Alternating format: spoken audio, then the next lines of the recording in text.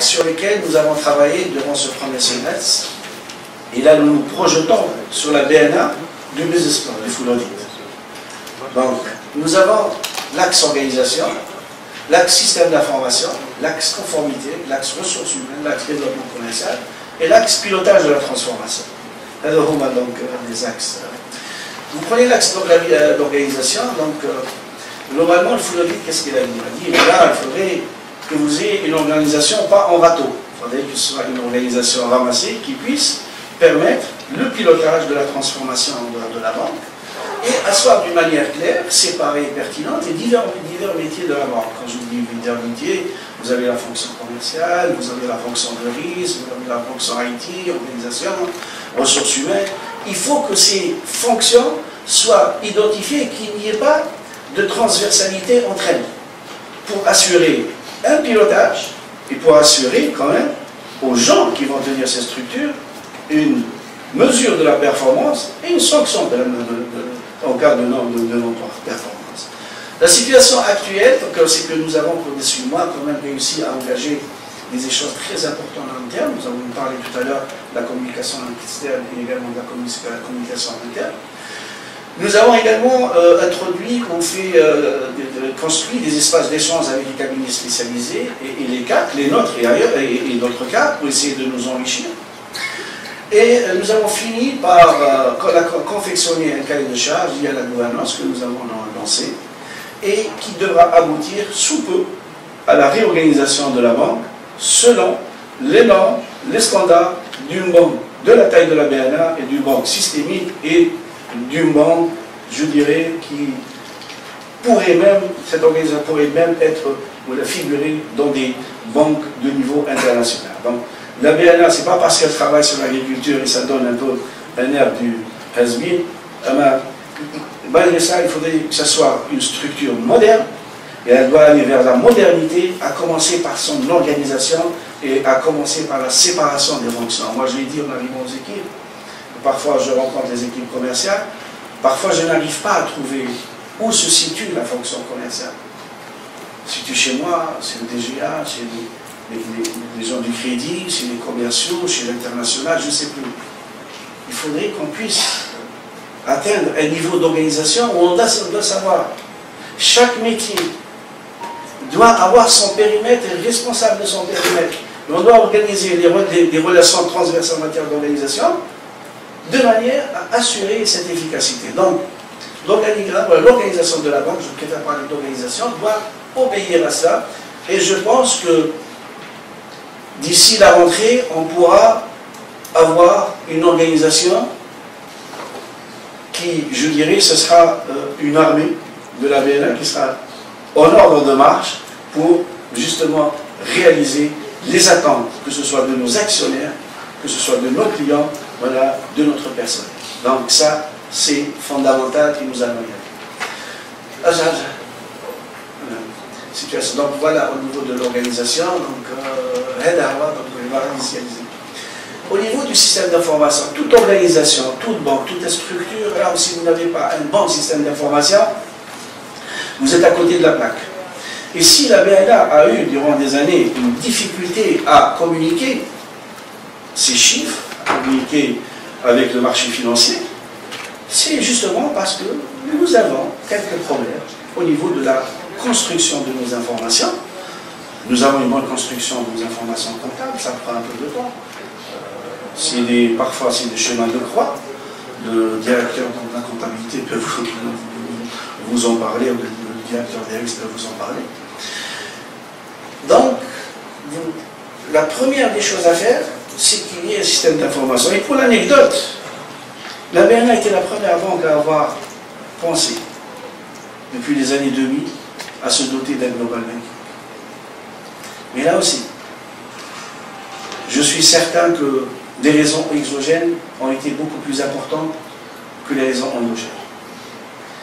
Et qu'aujourd'hui, si nous sommes dans une situation, oui, vous avez un système d'information basé aujourd'hui, ça veut dire on a amélioré un tout petit peu, vous avez un système d'information basé sur je dis trois applicatifs, vous avez trois systèmes.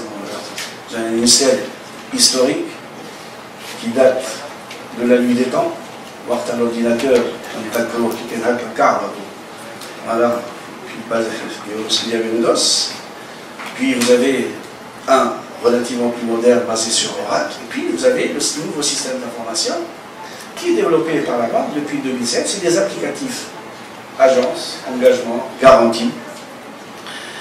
Et je vous dis que globalement, malgré tous les efforts qui ont été faits, malgré la volonté des équipes, il y avait trop d'inertie au niveau décisionnaire. Les process de décision étaient lents, au niveau des structures de décision, internes ou externes. Donc, plusieurs raisons qui ont fait qu'à chaque fois, au niveau du choix, à certains moments, le choix était orienté vers la mutualisation. Essayer d'avoir un éditeur local, mais franchement, jusqu'à la date d'aujourd'hui, je ne connais pas un éditeur local de Global Banking. Si vous le rencontrez, vous me le dites. Alors, je ne connais pas. Revenez un tout petit peu. Donc, il y a eu cette différence. Donc, la période exagérément longue de l'implémentation. Qu'est-ce qu'on a fait? On a pris au mois de janvier la responsabilité avec les équipes d'informatique de se dire les choses en face. Soit ce nouveau système qui va nous permettre de tenir la route jusqu'à une décision importante en matière d'acquisition de Global Banking, soit ce système a quelque chose dans le ventre, ou il n'a pas.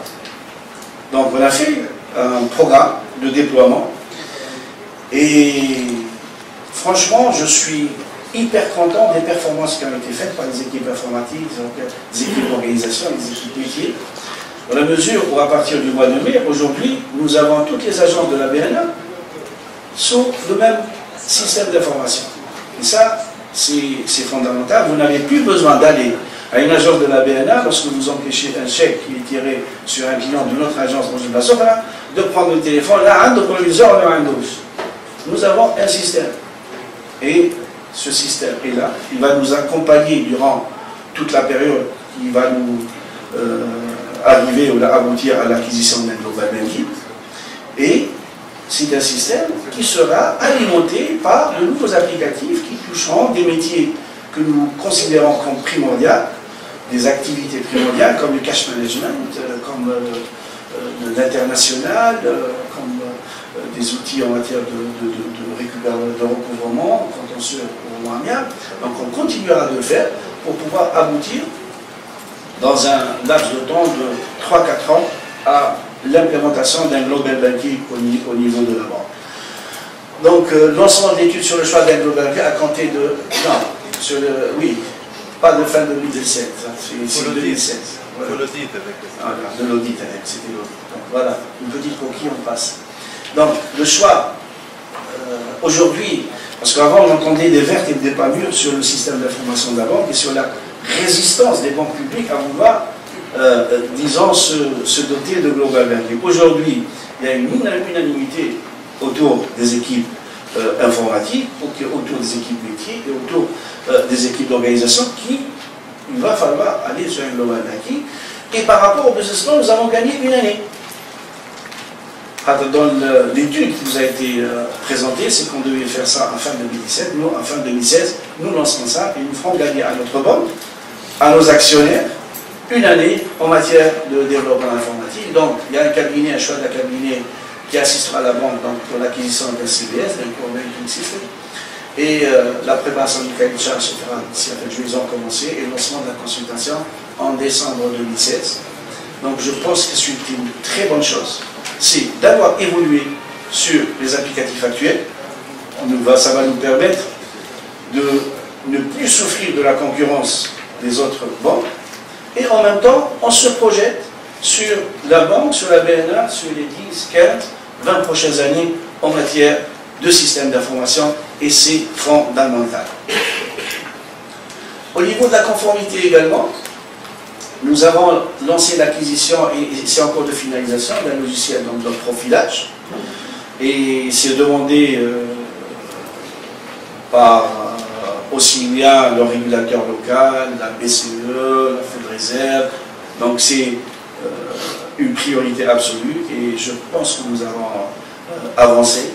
Nous avons également mis en place les process KYC pour le corporate et pour le particulier. Donc c'est déjà mis en place. Je pense qu'en matière de conformité, nous avons relativement bien avancé grâce aux équipes de conformité auprès de la Raza d'Alen et qui ont fait un travail remarquable pour lequel je les remercie. En matière de ressources humaines également, donc c'est un axe très très important. Le diagnostic du follow lead, c'était avoir une politique de RH afin de soutenir, piloter et réussir la transformation de la vente. Pour cela, il nous est demandé de faire une évaluation des compétences de la vente. Donc nous avons lancé la consultation et nous devons dégager globalement autour de 3, je dirais, baskets de la panier. Donc le premier, c'est tout ce qui est talent confirmé, ceux qui vont diriger la transformation de la vente. Ce n'est pas une question de direction générale de la transformation, c'est une question d'équipe, de team. Donc ce sont les talents confirmés. Nous allons identifier également les talents, je dirais les ressources confirmées ou incontournables dans leur métier, ceux qui ont clés, la ressource clé, donc qui ont une connaissance approfondie de leur métier et qui permettent à la BNA d'avancer sur ces métiers. Et puis nous devons identifier un gisement de jeunes talents. C'est les équipes qui viendront demain prendre le relais et assurer la pérennité de ce développement, de cette transformation de la vie. Donc c'est en cours, c'est un process lent. Et nous allons également introduire c'est pas moi, nous allons également introduire un système d'échange dans les structures. Donc c'est fondamental que les structures, que chaque directeur, chaque chef directeur de division, le chef de département puisse avoir une relation continue sur l'échange métier, l'échange comportemental avec ses collaborateurs. Pour cela, nous allons lancer d'ici la fin de l'année ce qu'on appelle le plan de développement personnalisé. Donc, c'est des documents d'échange où on parle de ce qu'on fait durant toute l'année, de nos objectifs, la réalisation de ces objectifs, on se dit les choses et on identifie les pistes d'amélioration, que ce soit en formation, que ce soit en projet de carrière, parce que la DRH doit avoir une vue d'ensemble sur la gestion de carrière de tout le personnel de la banque. Et là, c'est une priorité. Les grandes banques le font. Nous sommes une grande banque et nous allons le faire. L'axe développement commercial. Donc, en attendant la structuration qui va arrêter une fonction commerciale de nos jours, c'est une fonction commerciale qui doit être assise sur une segmentation fine du marché. Le marché corporate, le marché des particuliers et le marché des professionnels. Donc, ça sera organisé sous forme de marché et les objectifs seront faits par marché pour chacune des agences, pour chacune des directions régionales et le suivi sera mensuel, trimestriel et annuel. Nous devons assurer au niveau de nos structures commerciales une présence sur le terrain incontournable. Donc il faudrait qu'on soit présent dans tous les 10 commerciaux, ne pas perdre nos clients, élargir notre portefeuille client. Ça, c'est fondamental.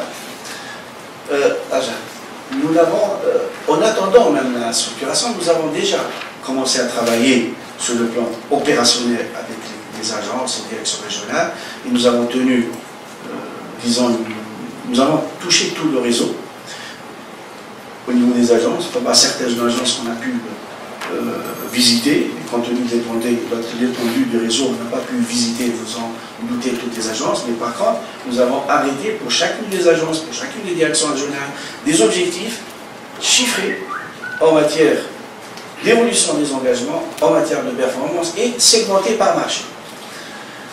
Également, nous avons introduit des changements en matière de crédit aux particuliers. Également, nous allons introduire une grille de motivation. C'est une rémunération par objectif. Vous savez que dans les structures bancaires, le variable normatif tournerait entre 30 et 35% du revenu de la personne. On n'ira pas directement à ce niveau-là, mais on ira crescendo. l'introduction d'évaluation mensuelle, j'en ai parlé, et à une approche de rentabilité globale par client, donc c'est une formalisation en cours. Pourquoi on vous dit tout ça? On vous dit tout ça parce que c'est important, c'est l'image qu'on a, et là, il y a une étude que nous allons lancer avec un cabinet sur la notoriété de la banque. L'image qu'on a, c'est que nous sommes une banque un peu parfois à côté de ses baskets, qui n'ose pas. Le responsable de l'agence n'est pas dans une logique de challenge, n'est pas dans une logique d'agressivité. Il faudrait que nous changions ça. Et pour le changer, il faudrait, les responsabiliser, leur apprendre la culture du challenge par rapport aux structures de siège. Je leur dis toujours, moi, challengez les équipes de structures de siège, soyez en perpétuelle guerre avec eux, voilà, avec elles. Mais la synthèse se fera quelque part. Mais défendez votre buffet et améliorez votre plat. C'est pour ça que je voulais vous en parler, pour vous dire que nous essayons de commencer, même avant la réorganisation, d'asseoir un peu une démarche segmentée en matière commerciale. Pilotage de la transformation, là aussi, donc, vous voyez, nous avons plusieurs axes. Et franchement, nous sommes en train de penser parce que vous devez les suivre, les axes. L'organisation va le faire, chaque structure qui se dégagera aura sa feuille de route, mais d'un autre côté, il faudrait aboutir à une structure de synthèse, de pilotage de la transformation.